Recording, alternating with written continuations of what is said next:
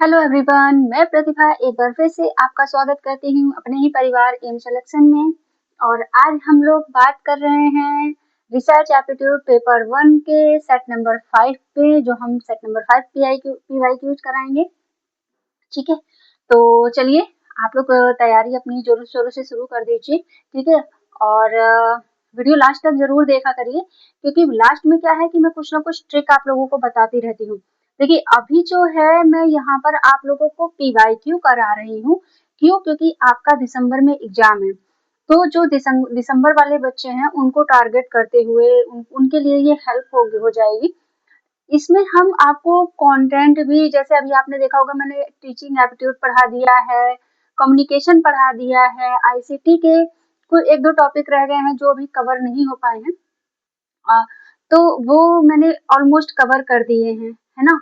तो मुझे ये लगा कि अभी हमारे पास थोड़ा सा बिजी शेड्यूल है, तो टाइम नहीं मिल पा रहा है, तो क्यों ना मैं PYQs एटलीस्ट आप लोगों को दे दूं।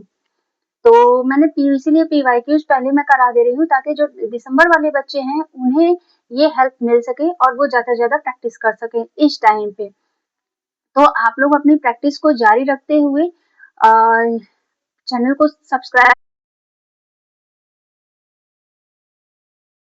हेल्प हो सके। चलिए हम बात कर लेते हैं यहाँ पर पहले क्वेश्चंस की अपने।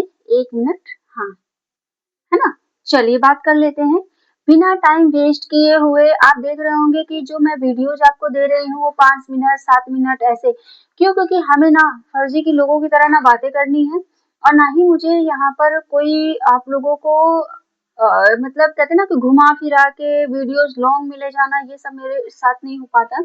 टू द पॉइंट बात करती हूँ, और जो भी आपके एग्जाम से रिलेटेड जो भी कंटेंट है मैं वही प्रोवाइड करती हूँ। एक्स्ट्रा में मैं कुछ भी यहाँ पे वो नहीं करती कि जो लगता है कि हाँ आपका टाइम टाइम वेस्टिंग है, वो काम यहाँ पे मैं नहीं करती। क्योंकि मैं भी, मेरे पास भी बिल्कुल टाइम नहीं होता कि मैं किसी स्टूडेंट का टाइम वेस्ट करूँ, क्योंकि स्टूडेंट के तौर से मैं गुजर चुकी हूँ, तो मुझे पता है कि एक्चुअल में बच्चों को नीड क्या होती है ना।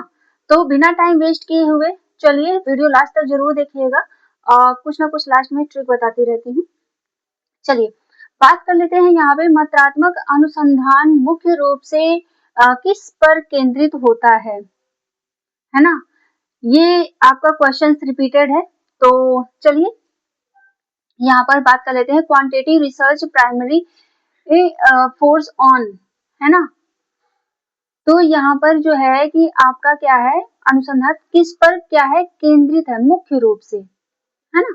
चलिए बात कर लेते हैं यहाँ पे शब्दों और अर्थों पर है, संख्याओं और मापन पे है, भावनाओं और अनुभूतियों पर है, या अनुभवों और अवलोकनों पर है, किस पर है? चलिए बता दीजिए किस पर है। तो मैं आपको ये कुछ ऑप्शंस आपके दिए हुए हैं, इसी तरीके से आपके ऑप्शंस आपको एग्जाम में भी मिलेंगे। CBT मोड होगा तो आप लोगों को अपना टाइम मतलब एक कहते हैं ना, टाइम कैलकुलेट करके रखना होगा कि कौन सा क्वेश्चन किस में ज्यादा फोकस करना है।